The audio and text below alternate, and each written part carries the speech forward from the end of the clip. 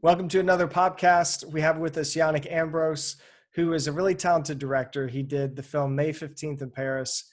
And it's a really cool film because it's kind of surrounding Napoleon and France and the revolution and all that stuff. It's a really fascinating point in time in history that I wish I knew more about. And after watching your film, I want to see something bigger, like an hour and a half type documentary. But my first question is for you is that, Yannick, what made you want to make this film? Well, the film tells a story of the French Revolution of 1848. So that's when Napoleon III, who I think was a nephew of Napoleon, as we know, when he took over the population and overthrew the Second Republic, but it's mostly used as like an allegory for what's happening now in the U.S. and Europe. So I used a lot of footage of Paris when I was there, right before the Macron-Le Pen election in 2016.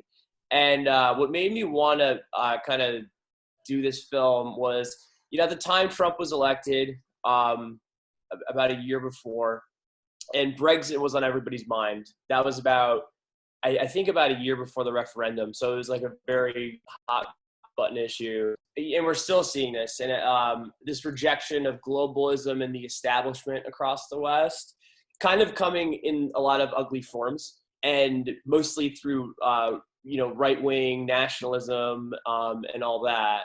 And I kind of wanted to see, well, how did these things happen? Not just in 1848, kind of using that as an example, but how are these right-wing nationalistic groups kind of popping up here and in the European Union zone?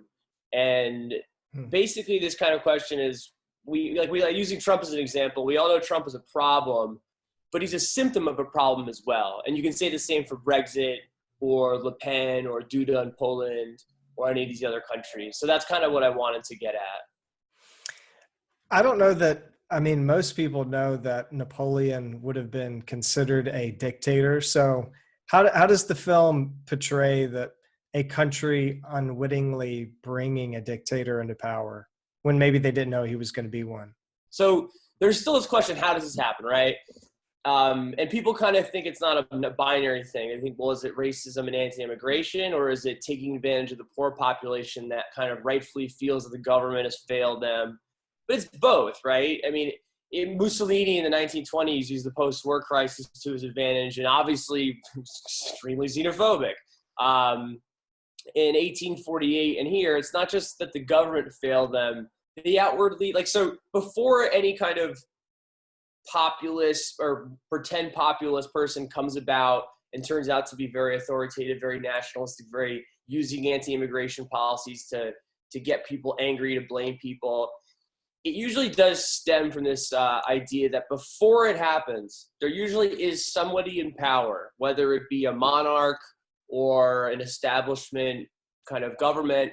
They outwardly embrace policies that hurt the poor. It disenfranchises people. And one of the inadvertent consequences of that, when you have a disenfranchised population, they're more susceptible for a dictator, or whatever, it might not seem it at the time, to come in and say, it's their fault. Your problems, your financial instability, your jobs being taken away, it's their fault, and I'll fix the problem. So that seems to be a common reoccurrence. And here in the US, 40% of Americans can't afford a $400 emergency. The top, 0.01% wealth has grown exponentially since the Great Recession. And these are all things that were brewing that really made it easier for someone like Trump to come in. And you can kind of use that example for not only just the US, but Europe across the board. Can you think of some other examples of authoritarian and nationalist regimes rising to power in Europe and America?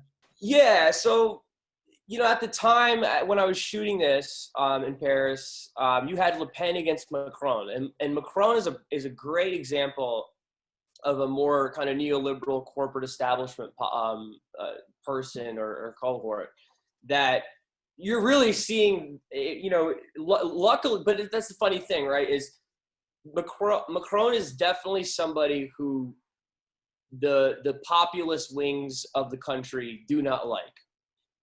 But Le Pen is not the answer. I mean, Le Pen, at the time, Le Pen was somebody who was running against him. So luckily, Le Pen lost. However, so France kind of has it somewhat under control, because I feel like there's a lot of populist movements in France that are trying to fight these kind of more corporate establishment policies, but through policies and solutions that are maybe more like, just for an American sort of like, that are more like Bernie. So you're seeing a lot of the yellow vests uprisings, and they're more for populism. But they were very close to electing someone like Le Pen. So I would use that as example. There are some right-wing factions in France. But you're seeing in Poland, Andrzej Duda, who just actually got COVID. He recently won again. In Spain, you have the Vox Party, which is a nationalistic group. In Germany, the AfD is a right-wing nationalist group that's starting to gain some traction. You have a lot of different places. Hungary is another spot where there's kind of a rise in a huge rise in right-wing nationalism. And then of course England right now with Brexit. I mean, that was derived from very anti-immigrant policies, a very disenfranchised England, mostly in the north, obviously not in London. But that's having massive ramifications as we speak. They still haven't even figured out a deal between the EU, and that's a whole other disaster. So it's across the board. I mean, and it goes beyond just the U.S. and Europe. I just wanted to focus on that because we like to look at ourselves in Europe as these kind of beacons of democracy and all that crap, But the reality is we're dealing with a lot of big issues right now, and because we had so many failed policies, we're starting to see a lot of these racist right-wing groups that have no interest in helping the people or the poor people. They're faux populism, right? So those would be some other examples of nationalist regimes rising to power in the U.S. and abroad, more specifically to Europe. One thing I've noticed you say again and again is that a similarity is shared between these different groups, and that they hate immigration, right? Or want to close off borders to that. Is there any other type of like similar theme to all of these movements? Yeah, I think that's just the go-to. It's a very unfortunate and horrific go-to, but because it's easy. That's the oldest trick in the book. You blame other people for the problems, right? But there are kind of the more underlying pinnings. There are some similarities. There's a rejection of so many things, right? There's a rejection of institutions as we know it. So in Europe, there's a total rejection of the EU, which is similar to the way that in America, there's a lot of rejection of the central government, the federal government, I should say. There's similarities in these groups with just racism, which is not dog whistling, but now just outwardly going out and being very, in America, whether it be against Black Lives Matter movement. In Europe, it's mostly against, Arab immigrants. There's a total rejection of globalism. There's a fear that, that we're all going, there's a lot of it's derived from conspiracy theory. So here in America, you have things like QAnon, which was funny a few years ago, but now, I think 25% of the American population believe in what QAnon believes. And, QAnon isn't something that's just domestic. QAnon is a global thing. This isn't an American movement. This is a global, radical, totally, whatever word you want to use for it, insane, crazy. But we have to kind of take it seriously. It was kind of this fringe, silly thing before, but now you have people being elected into Congress in November who are part of QAnon. And QAnon spreads throughout Europe and around the world, mostly because it's just gone totally unfettered, just by things like, by certain social media groups and all that stuff. And conspiracy theories, even, this isn't new. This is something that's been around since 1848. I mean, even when this film took place. And most of it, unfortunately, usually comes down to, if you whittle down the conspiracies, it always ends up going back to the same thing. Usually ends up going back to very anti-Semitic tropes. So I would say that these movements do have similarities across the board, and they usually deal with rejection of globalism, a fear of global, an irrational fear of maybe globalism, a rejection of institutions, racism, and conspiracy theories. And these are, and then you have, and then of course, a leader of some kind that people can rally behind. And that usually comes in the form of a huckster politician. I have a few questions about Napoleon, the main character in your film, because I've been to Paris one time, and I mean, he still seems like kind of a hero there in France. I mean, maybe I'm wrong about that, but there's like still kind of like buildings that reference him and whatnot. How did the French feel about him? Because he did seem to bring like a lot of money, and whether through war or whatnot, to the and fame to the country. That's my perception. Well, I think you might be thinking more of Napoleon Bonaparte, like the from earlier. Napoleon the Third, I don't think is as like, when people think France, they think of Napoleon. Napoleon the Third wasn't. He was in power for quite some time. He was the longest person in power since the monarch. But Napoleon the Third, I don't think he's some beacon of their history. I mean, basically what happened was he took over. So the Second Republic, which is what he took over, they took over King Louis Philippe. So it went from monarch.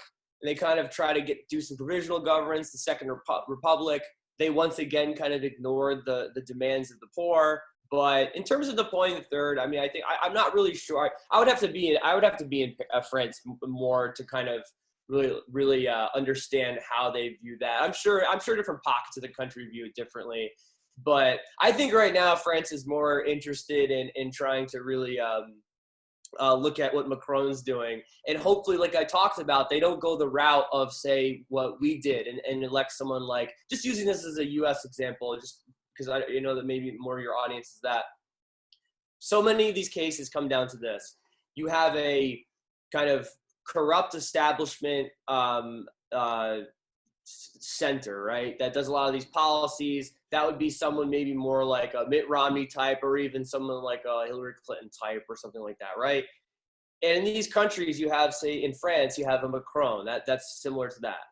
Now, you can go two routes to try to better that government. You can go the more Bernie Sanders Democratic Socialist route to kind of get rid of corruption, or you can go, which what a lot of these countries are doing, like us, you can go the Trump route, which is a way to kind of this faux populism, we're going to drain the swamp. And that's the path that we should not be going down. And I think France is a little bit going in more the direction of the Bernie direction, just like I said, to use that as an example. That they're very good at doing general strikes. They have a very good mechanism and way to kind of fight against Macron. So it gets very complicated in France, but right now I think for France that's their main focus right now, especially with the yellow vest movement and all that. So as a filmmaker, I got to ask you, how did you get Barbara DeFina to be a part of this? Because she's been a producer on Casino and Goodfellas and a lot of Scorsese's work. Yeah, so I was really fortunate. I was in the middle of editing the film, and I sent it to her. There was a few projects we were working on. She was helping me develop a few scripts. And yeah, I sent it to her, and she helped me, edit the film, which was really cool, because probably my biggest inspiration out of any filmmaker, in the entire film industry, is Thelma Schoonmaker, which is Martin Scorsese's editor. So a lot of the editing style I use is derived from what Thelma Schoonmaker does, and it was really cool. Actually, right before COVID, we played May 15th in Paris for Zanussi, who's a very respected Polish director in the 70s and 80s. So Scorsese and I were able to kind of present him a Lifetime Achievement Award over like a video, over virtual, right around when COVID was hitting Spain. This took place in Spain. So that was very cool. That's awesome. So tell us what else you have on tap and where people can find you. Yeah, and then one really quick thing too. I just want to say, one actually interesting thing that's happening right now with coronavirus is actually is hurting these right wing movements, because what it's doing is it's saying that they're incapable of handling it, that you actually do need these institutions, and this is why it's so important to go out and vote, whether it's if you're in Europe or you're in the U.S. and you have on November 3rd, vote for Biden. He might not be the best candidate, but it's way easier to try to make change with Biden in power than it is with someone like Trump, who's way out there. So if people want to help out in battleground states, because it's nice to vote in New York and LA, but the battleground states are everything. You go to Vote Save America, and you can find ways to help. How you can maybe, with a week to go, how you can maybe help some of the states that really need the help to get Trump out. So I would just end on that. I mean, the stuff I'm working on, I'm sure me and you will talk again, and we can talk more about that. But for now, I think it's very important people to go out to vote. VoteSaveAmerica.com. You can help. There's ways to help battleground states, and they need it bad, because it's really important. I think that we vote Joe Biden in, and then work with the Biden administration to actually get some of these more populist agendas in. Yannick, thanks for coming on the show again. We love having you, Yeah, man, absolutely. and always appreciate getting to showcase what you're doing to our audience. So thanks again. Absolutely, man. I'm excited for the next one.